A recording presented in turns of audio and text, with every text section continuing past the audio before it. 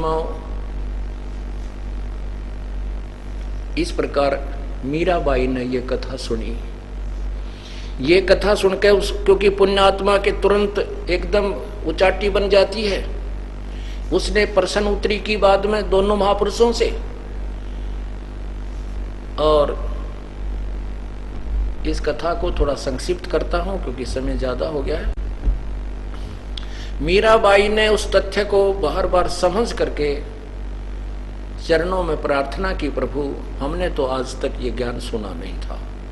और मैंने तो ब्रह्मा इस विष्णु जी को, श्री कृष्ण जी को पूर्ण परमात्मा मान रखा था। मेरी आस्था इसमें बहुत दृढ़ है। प्रभु आपने जो ज्ञान दिया है ये बिल्कुल सत्य है, क्योंकि संत झूठ नहीं बोलते। तो परमात्मा मेरा कल्याण करो। प्रभु ने देखा कि ये ठाकुरों की लड़की है। कबीर साहब ने सोचा ये ठाकुरों की लड़की है, छुआछात बहुत होती थी उस समय, और हम कबीर साहब जुलाहा जाति से संबंधित थे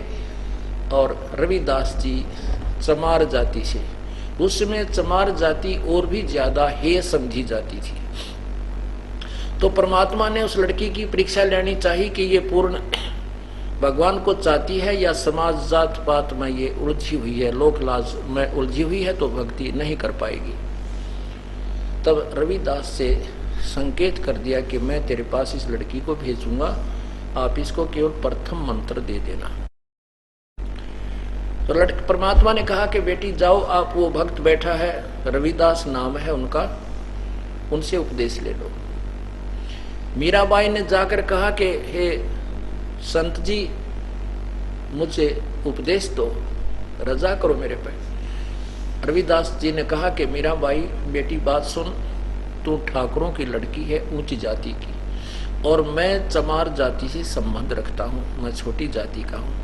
मीराबाई दुनिया तेरी हंसी करेगी, मजाक करेगी हैं, और तेरा जीना दूभर कर देगी। तब मीराबाई ने कहा कि हे आप मेरे पिता, मैं आपकी बेटी, और आग लगे समाज के, मुझे कल्याण करो मेरा, मुझे उपदेश दो पिताजी। तब परमात्मा ने संकेत किया कि दे दे नाम, कि ये तो परमात्मा चाहने वाली आत्मा है, ये लोक लाज से दूर है, ये परमात्मा को पाएगी। उसके बाद वो मीराबाई सत्संग में जाने लगी रात्रि के समय। कहा बेटी हम रात्रि को ज्यादा सत्संग करते हैं, परमात्मा वहां जाते रहते थे, एक हंस को निकालने के लिए ना जाने कितनी लीला कर देते हैं। अब मीराबाई जब संत परमात्मा वहां जाते थे सत्संग करने, तो वो रात को भी दर्शन करने और सत्संग सुनने जान लगी। अब उसके देवर ने सोचा कि मारे से मर नहीं रही, पहले तो दिन में जाती थी, अब रात को जाने लगी, इसने तो इज्जत का नाश कर दिया। अब क्या तरीका अपना है, उसने सोचा कि माँ बेटी की बात, बेटी माँ की बात को मानती है, तो माँ को, इसकी माँ को बुलाता हूँ। मीराबाई की माँ से सारी कथा बताई कि तेरी बेटी ने हमारी इज्जत का नाश कर दिया, इसने समझा दे और ये रात्रि के समय सत्संग में ना जावे। तो दोनों माता पिता, माँ बेटी के आपस में प्रश्नोत्तरी एक कवि ने शब्द बनाया है। सत्संग में जाना मीरा छोड़ दे, सत्संग में जाना मीरा छोड़ दे, हाय मारी लोग करे तकरार, सत्संग में जाना मीरा छोड़ दे, सत्संग में जाना मेरा ना छुटेरी, सत्संग में जाना मेरा आरी चाहे जड़ कमरो संसार, सत्संग में जाना मेरा ना छुटेरी, हारी चाहे जड़ कमरो संग में जाना मेरा ना छूटे, थारे सत्संग के राह में, थारे सत्संग के राह में है, हाय वहाँ पर रहते हैं काले नाग, कोई कोई नाग तुझे डस लेवे, हाँ एवं पर रहते हैं काड़े नाग कोए कोए नाग तन डस लेवे जब गुरु मारे मेरे कररी जब गुरु मारे मेरे कररी हरी वो तो सरप गंडे वे बने जाव सत्संग में जाना मेरा हारी वे तो सरप गंडे वे बने जाव सत्संग में जाना मेरा ना छूटरी थारे सत्संग के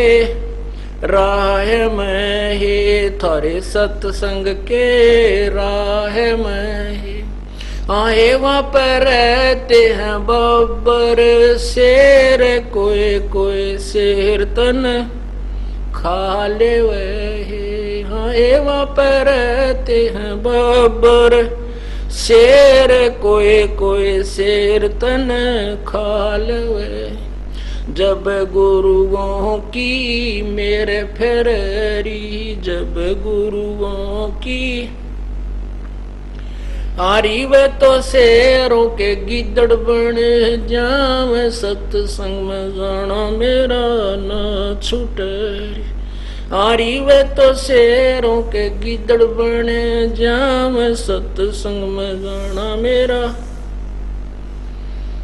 थारे सत्संग के बीच में है थारे सत्संग के बीच में ही हाँ एवं पर रहते हैं साधु संत कोई संत तन डेर में हाँ एवं पर रहते हैं साधु कोई संत तन डेर में तेरे री मन में माता पाप है री तेरे री मन में माता हरी संत मेरे माँ बाप हैं री संत मेरे माँ हारी वो तो कर देंगे बेड़ा पार सत्संग में जाना मेरा हारी वे तो कर देंगे बेड़ा पार सत्संग में जाना मेरा ना छूटरी वो तो जाति चमार है वो तो जात चमार है इसमें हमारी आर है इसमें हमारी आर है तेरे री लेख माता चमार है री तेरे री लेख माता चमार है री मेरा सिरजन आर है री मेरा सिरजन आर है री हरी व तो मीरा के गुरु रविदास सत्संग में जाना मेरा ना छूट हरी वे तो मीरा के गुरु रविदास सत्संग में जाना मेरा ना छूटे री सत्साहिब पुण्यात्माओं कुछ समय के उपरांत मीराबाई ने घर त्याग दिया और वृंदावन में चली गई क्योंकि वहां साधु